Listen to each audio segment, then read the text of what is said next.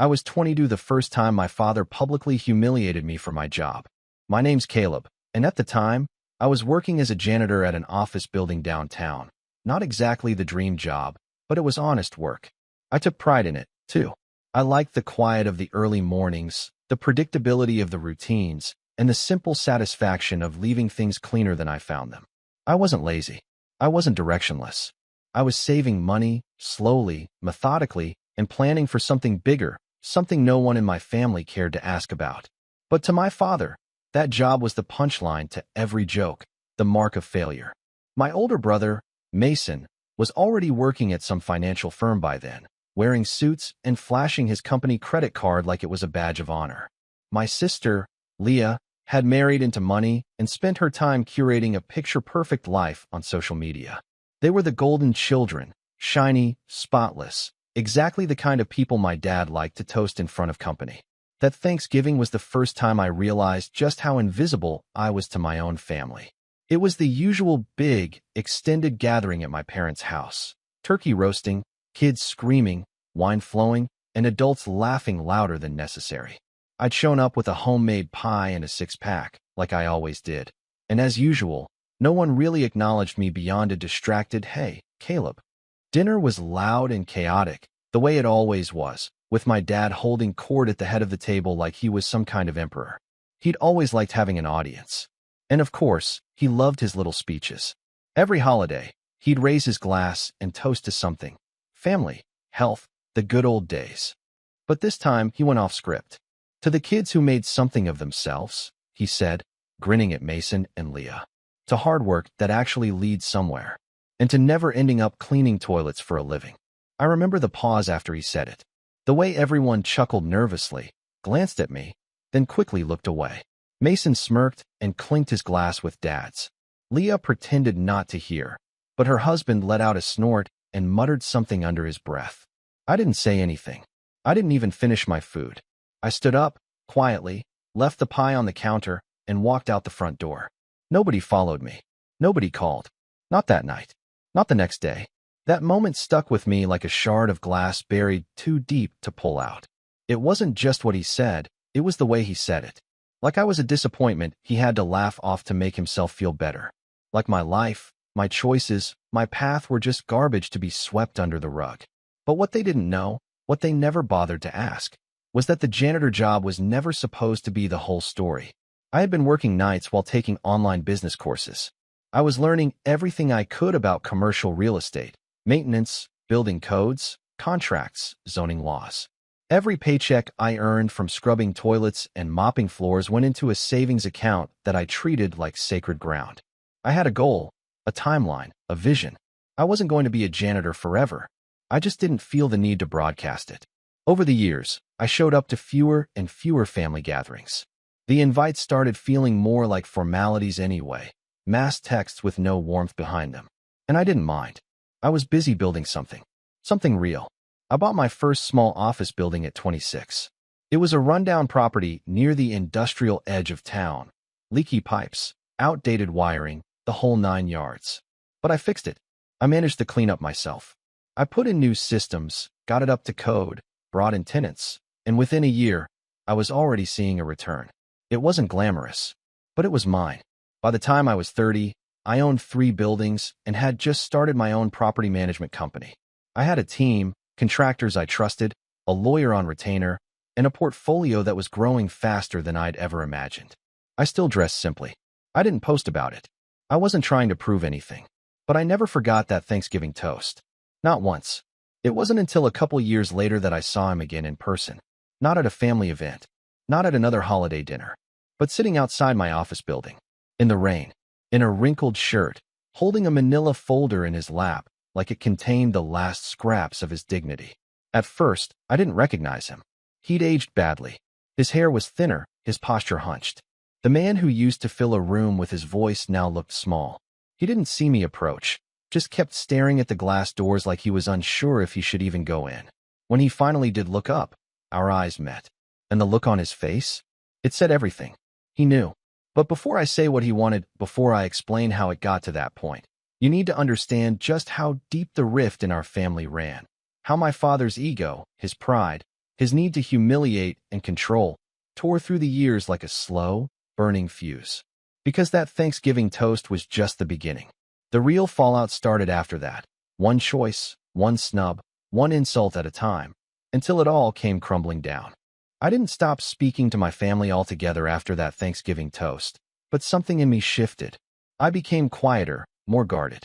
Phone calls felt more like obligations than conversations.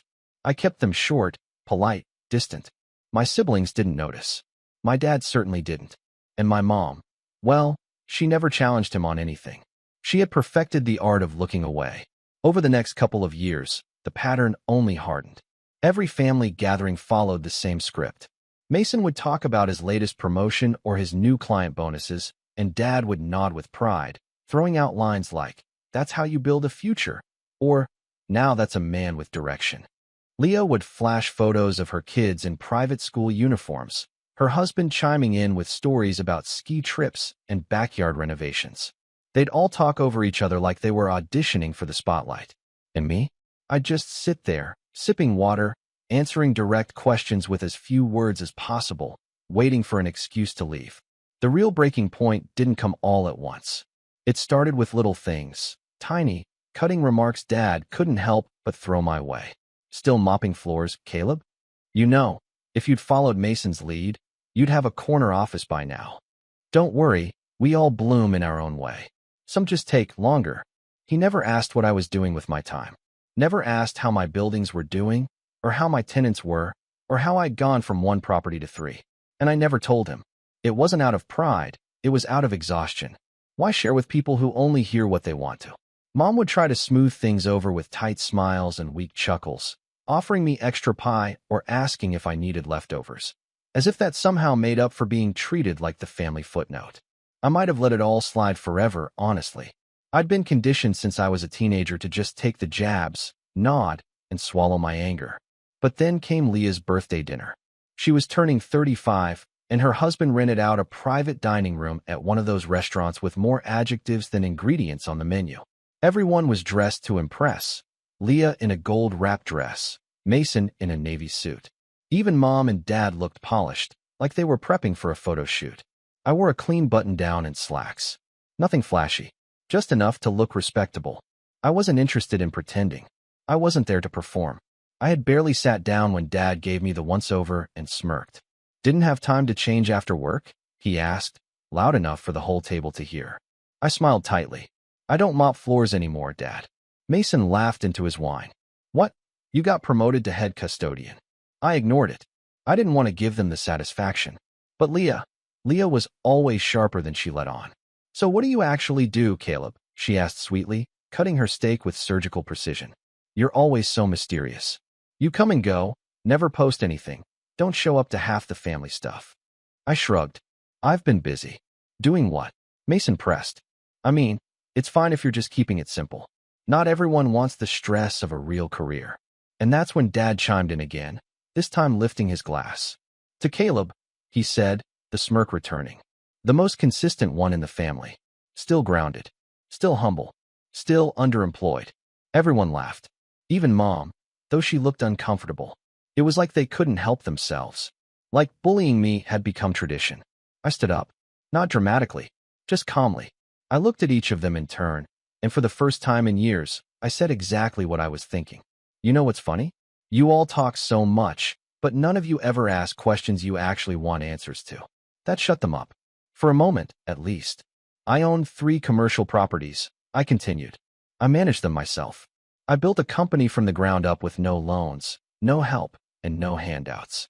I didn't tell you because I didn't need your approval, and I sure as hell didn't want your advice." I left my napkin on the table and walked out before anyone could speak. No yelling, no dramatics, just quiet, clean detachment. For a week, I didn't hear from any of them. Then I got a text from Mom. "Maybe don't cause scenes at your sister's dinner." It was supposed to be a celebration. That was all she said. No apology. No acknowledgement. Just another slap wrapped in fake concern. So I stopped replying. Stopped showing up. I skipped the next Thanksgiving entirely. Went on a weekend trip to the mountains instead. Snow, silence, peace. It was the first holiday I actually enjoyed in years. But the silence from my family didn't last. 6 months later, Mason called me out of the blue. "Hey," he said, sounding unusually stiff. "I was wondering if you could meet for lunch. Somewhere quiet." I was suspicious immediately. Mason never wanted anything that didn't benefit him. "What's going on?" I asked. "It's about Dad," he said. He didn't want me to say anything, but he got let go. Company restructuring. He's having trouble finding new work. I blinked. That man had been bragging about his job security since I was a kid. "So," I said, "he's struggling, man. Mom's worried. He's not talking to anyone. Just sits around the house all day. He's applied to places, but no bites. It's been months." I could hear the hesitation in Mason's voice, the careful way he was building up to something.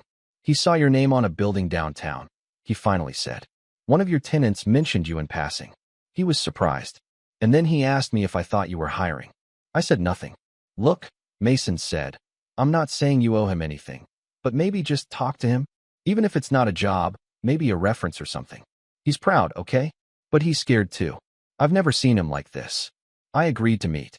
Not because I felt obligated, but because I wanted to look the man in the eye and see if he'd say it, to see if he could swallow even a fraction of his pride. That's how we ended up back at the start of this story. My father, sitting outside my office building, in the rain, holding a folder full of resumes for jobs he never thought he'd need. But before I tell you what happened when I let him in, what he said, and how I responded, you need to know what came before that. Because right after I walked out of Leah's birthday dinner, the real betrayal hadn't even happened yet. That came 2 weeks later, when I got a call from my property manager about a maintenance issue at my newest building, an issue that didn't make sense. A leaky pipe, a busted lock, a broken HVAC unit, all in 1 week. Things that had just been inspected, things that shouldn't have failed. And then a call from my bank, asking if I'd authorized a series of refund requests and canceled payments from one of my business accounts. I hadn't, which led me to check the internal admin software we used for building operations, which led me to see who had logged in remotely, which led me to one very unexpected email address, an old family email address, one Dad used to have when he helped Mason set up a small investment site years ago. Somehow, some way, he had gotten into my business systems, accessed enough to sabotage the operations. And when I traced the IP, there was no mistake. It came from my parents' house. And that's when the story really changed. I didn't sleep the night I confirmed the sabotage came from my parents' house. I just sat there in the dark, staring at my laptop, the pale glow of the screen painting the walls with a cold, sterile light. The email address, the IP trace, the system logs, it was all right there. My father had not only disrespected me for years, not only belittled every choice I'd made, but now he'd actively tried to ruin what I built. At first, I didn't want to believe it. I went back and forth with myself. Maybe it was a mistake. Maybe it was Mason. Maybe the IP was spoofed. Maybe someone else used the network. I was grasping at anything that would let me avoid the truth. But deep down, I knew. It made too much sense. The timing, the precision, the way everything had hit at once, like dominoes falling. My father didn't understand much about modern systems, but he wasn't dumb. He was a man who'd once managed an entire department, ran audits, handled accounts. He knew how to mess with logistics. He'd just never used that knowledge against me before. Until now. I tried to confront it rationally. I took screenshots. I documented the timestamps. I pulled security camera footage from the offices to show who hadn't been there when the maintenance requests were logged or accounts accessed. I built a quiet case, not for a lawsuit, at least not yet, but for myself, to confirm that I wasn't imagining things, that the betrayal was real. But even knowing the facts didn't make it hurt less. I was hollow for weeks, went through the motions, nodded through meetings, signed papers without reading them twice. My assistant, Lila, noticed first. She kept asking if I was okay, offering to take things off my plate, but I just told her I was tired. She didn't press. She was good like that. Knew how to give space without leaving me alone. The real blow didn't come from the sabotage itself. It came when I finally drove to my parents' house and walked in unannounced. Mom was in the kitchen, frosting cupcakes, like it was any other Tuesday. She blinked at me, surprised, but smiled. "Caleb, sweetie, you didn't say you were stopping by. Want coffee?" "Where's Dad?" I asked flatly. Her smile faded. He's in the garage." "What?" I didn't answer. I just walked past her, through the living room, past the old pictures of Mason's graduation and Leah's wedding. There were no pictures of me on the walls. When I opened the garage door, he was sitting at the workbench, sorting through a box of old tools like he was waiting for someone to need him. He looked up, startled, and his face stiffened. "Didn't expect to see you here," he said. I held up the folder I'd brought with me. Inside were the printouts of the logs, the traces, the screenshots. I handed them to him in silence. He took one look and scoffed. "You came all the way here for this?" he asked. I waited. He set the papers down on the bench, like they bored him. "So what if I looked into your little business? Thought maybe if you were serious about growing, you could use some structure. Your systems are a mess, Caleb. You're running it like a janitor." My mouth went dry. "You accessed my accounts. You triggered false work orders. You tried to tank client confidence." He shrugged. "I was testing your setup. You're the one who's always so sensitive." I stared at him, disbelief flooding every cell in my body. "You really think this is your version of help? I think you've spent too long thinking small. I thought if you saw where the cracks were, you'd wake up and finally let someone with experience help you run things." I laughed, not because it was funny, but because it was so insane, so self-righteous. That laughter was the only thing between me and screaming. "You didn't help. You sabotaged. You humiliated me in front of the family. And now you break into my systems, and you call it help." "I built a career from scratch, Caleb," he snapped. "I know how to run an operation. You just lucked into some property and suddenly think you're a mogul." "Lucked into?" I whispered. He stood up, towering over the bench now, his eyes flashing. "You're not special, son. You're just bitter because your brother passed you by. You always have been." I didn't respond. I didn't argue. I just turned around, walked out of the house, got in my car, and drove away. That was the last time I spoke to my father face-to-face for almost 2 years. I wish I could say I bounced back quickly, that I channeled my rage into fuel and built an empire. But that's not what happened. For the first time since I was 17, I seriously considered quitting, selling the buildings, walking away, finding something quieter, smaller, something that wouldn't make me a target in my own family, something that wouldn't make me question every choice I'd ever made. But I didn't, because 2 weeks after that confrontation, one of my longest tenured tenants, a pediatric clinic, called me personally. The HVAC unit we thought had been wrecked by the sabotage, I'd paid to replace it quickly. No drama, no delays, just did the job. And the clinic director wanted me to know how much she appreciated it. "You're one of the best building owners we've worked with," she told me. "The last guy ignored everything. You're always present. You care." And something about that stuck with me. I cared, even when no one else did. Even when my family mocked me, ignored me, tried to tear me down, I cared. About my work, about my tenants, about the spaces I was building and maintaining. That meant something. I poured myself into the business. Not with anger, with intention. I upgraded security systems, hired an IT consultant to review every vulnerability. I rebuilt the back end with layered permissions and two-factor authentication, updated the tenant portal, and created new SOPs for maintenance teams. I cleaned house, top to bottom. Then I expanded, bought a 4th property, then a 5th, opened a co-working space in an abandoned mid-rise, hired a small team of local contractors full-time, gave them benefits, holiday pay, and real respect, something most landlords never even considered. I didn't just want to grow. I wanted to build something that didn't rely on smoke and mirrors. Something real. I started mentoring a few young people too, mostly folks like me who work night shifts and save pennies, trying to figure out how to climb.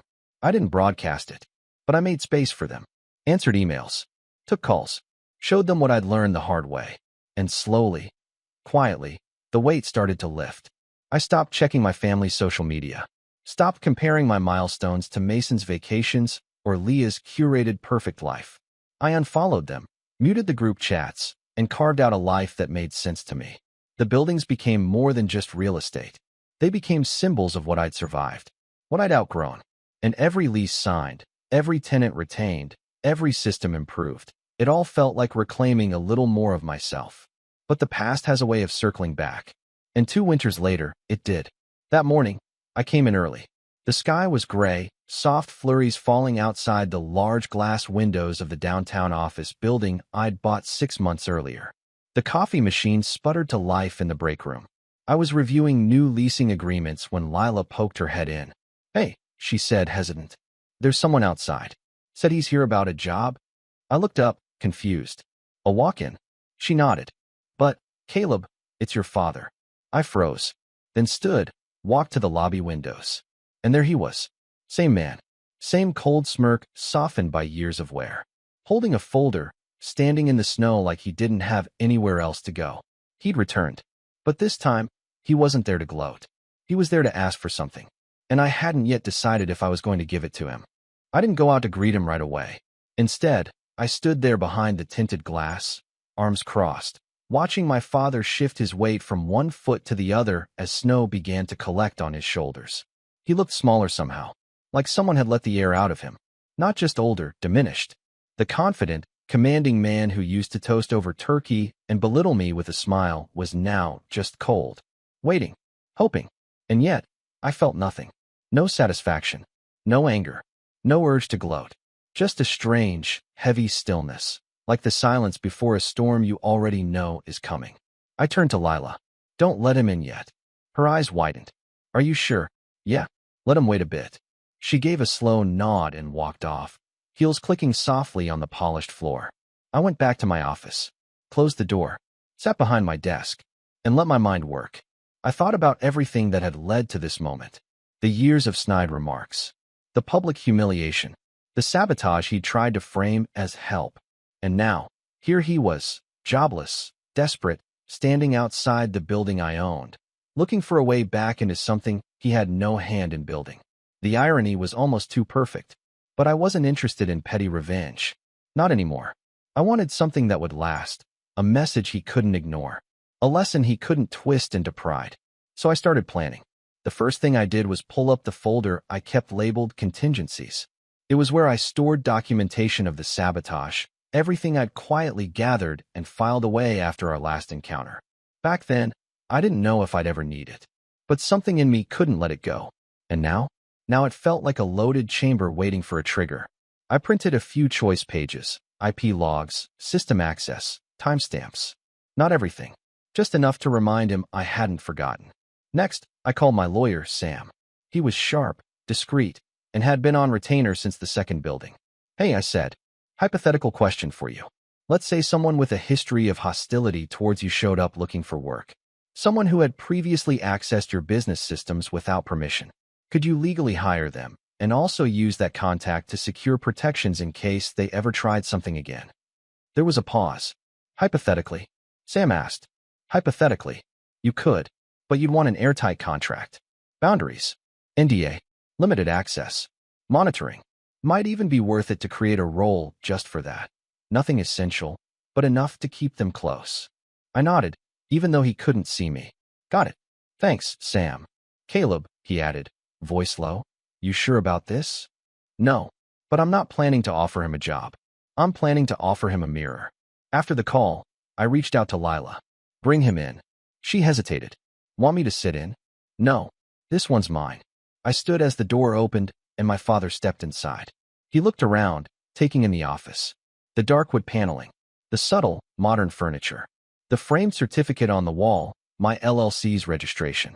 He lingered on it a moment longer than necessary. Then our eyes met. Caleb, he said, voice scratchy. Thanks for seeing me. I gestured to the chair across from me. Sit. He did. There was a long pause, heavy with everything unspoken. He cleared his throat. I know this is unexpected, but I figured I'd try. Things have been hard lately. I said nothing. I know I haven't always been the most supportive, but I'm looking for something stable now. Thought maybe, if you had something. I let the silence stretch until it bordered on cruelty. Then I opened the folder and slid it across the desk. He looked at it, then back at me. I remember this, he said softly. So you kept it? I nodded. I keep a lot of things. He didn't open it, just rested his hands on top. I was wrong, he admitted. About a lot. I wanted to believe you were still figuring things out, that I still had time to teach you something. But I see now, you built this without me. You don't need my help. No, I said calmly. I don't. He swallowed hard. But you came here anyway. He nodded. I don't have anything open that fits your background. I continued. And frankly, you're a liability. I can't risk another breach. His face tightened. But, I said, I can offer you something. His eyes lifted. I have a new division. Property inspections. Nothing glamorous.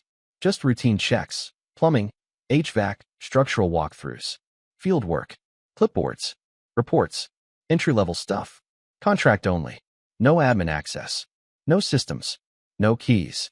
His face fell just slightly. Sound beneath you? He shook his head slowly. No, not anymore. I leaned forward. If I bring you on, it's with full monitoring. Weekly check-ins, random reviews. Any deviation from the route, any missed appointment, and you're out. He nodded again, smaller this time. And you sign a statement acknowledging your past interference and agreeing to cease all access attempts or communications related to my internal systems. Permanently. I pulled out the pre-drafted agreement from Sam and slid it over. He took it, read a few lines, then looked up. You already had this ready? I knew you'd come eventually, I said. I just didn't know when. He looked down again, then signed. When he handed it back, I didn't smile, didn't shake his hand. I simply stood. Lila will give you your schedule. You start Monday. He rose too, eyes searching mine for something, gratitude, maybe, forgiveness. But I wasn't offering that. Not yet. As he turned to leave, I added, one more thing. He looked back. This doesn't change the past. You may be working under me now, but don't mistake that for acceptance. He nodded slowly, then walked out. I sat back down, heart pounding, not with anger, but with a strange, calm clarity. This wasn't revenge. This was reclamation. But it wasn't over yet. Because I wasn't just planning to keep him close. I was going to show him, day by day, building by building, exactly what I had built, what he dismissed, what he tried to break, and what could never be taken from me again. I didn't want an apology. I wanted him to see the truth and live with it. Every single day. He showed up on time that first Monday. Gray jacket, stiff posture, the folder I'd given him tucked under his arm like a schoolboy's homework. Lila handed him the checklist, explained the system, showed him how to scan QR codes posted in each mechanical room and maintenance corridor to verify that he'd completed his inspections. He didn't say much that day, just nodded, listened, wrote everything down. It was strange, seeing him like that, subdued, compliant, quiet. Not once did he comment on the office layout. Not once did he suggest improvements. The man who once dominated every room with his presence now barely made a sound. But I knew him too well. That silence wasn't humility. It was shame. And the real revenge? That came slowly. Every building he was assigned to, every clipboard he carried, was a reminder that he didn't own the empire. He was a part-time field tech on a probationary contract. He was no longer the voice at the head of the table. He was the man who reported to his son. The man who once made a Thanksgiving toast mocking janitors was now, by every stretch of the imagination, doing janitor-level work, and under strict surveillance at that. The system I put in place didn't leave room for excuses. Every entry point had a camera. Every QR scan recorded a timestamp. Every tenant could leave feedback. And I made sure his schedule included the very building he once drove past and mocked me for, that dump downtown, he used to call it. The one I had flipped into a co-working hub now full of freelancers, startups, and 2 local newsrooms. A building where, once a week, he now had to check the boiler room, wipe dust off the ceiling grates, and log airflow reports. I never humiliated him in public. I never raised my voice. I didn't have to. I let the silence speak. I let routine be the punishment, the new normal. But the real fallout, the one that cracked his pride into pieces, came from the rest of the family. Because I didn't just stop at hiring him. I updated my will. I made a donation to the private school Leah's kids attended, under my company's name. And I offered Mason's firm a property management contract for one of my satellite buildings on the outskirts of town. When the paperwork came in, he read the owner's name and called me immediately. Wait, you own this place? He asked. Since last quarter, I replied. He paused. Why offer me the contract? Because I believe in giving people opportunities, I said, with a calm he couldn't argue with. You're trying to make a point. No, I said. You made the point for me years ago. I'm just letting it echo. He didn't respond after that. But over the next few months, word spread, quietly, subtly. The family group chats got quieter. The holidays became more awkward. Nobody toasted anything anymore. And at the next Thanksgiving, for the first time in over a decade, I hosted dinner. Not because I missed the noise, or the rituals, or the empty compliments, but because I wanted to change the story. The table was long, set with dark green napkins and gold-accented plates. Lila helped organize the caterer. A few of my close friends came, along with their families. Mason showed up alone. His wife had a thing. Leah came late, dragging her husband and kids, eyeing the place like she was casing it for comparison. Dad arrived last. He didn't knock. He just stood outside until someone opened the door. When he walked in, I noticed something had changed. Not in his face, not in his voice, but in the way he didn't look at anything. Not the chandelier, not the art, not the velvet curtains.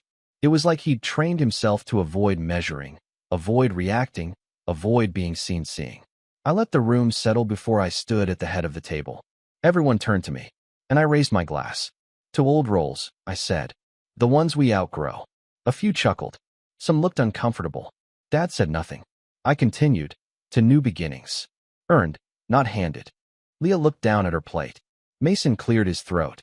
To the people who build quietly, I added. To the ones who were underestimated. Dismissed. Ignored. Now the silence was thick.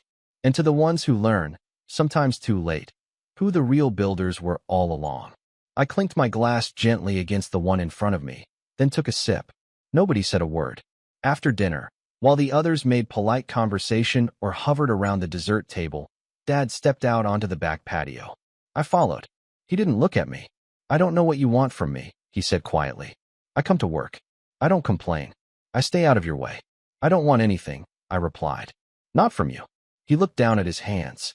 They were shaking slightly. I'd never seen them do that before. I'm sorry, he said. Not loud. Not rehearsed. Not even fully formed. But it was real. And I nodded. Okay. We stood there for a while, just breathing in the cold air. He didn't ask for more. I didn't offer.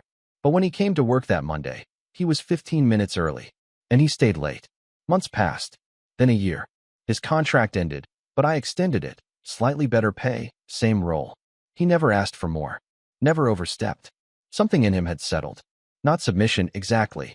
Just reality. And over time, the tension eased. We never became close. Never had long father-son talks or played catch-up. But one day, I saw him pause in the lobby of one of my buildings, look up at the company logo on the wall, and nod to himself. It was barely a gesture, but it was enough. He knew. And the final piece of revenge was that I no longer needed it. The power he held over me for decades, his approval, his recognition, his validation, was gone. I had taken it back. Not by force, but by becoming undeniable. My revenge wasn't in making him suffer. It was in making him see. And he did. Every single day. Until the end. And the last words he ever spoke to me were these. You built something I couldn't even imagine.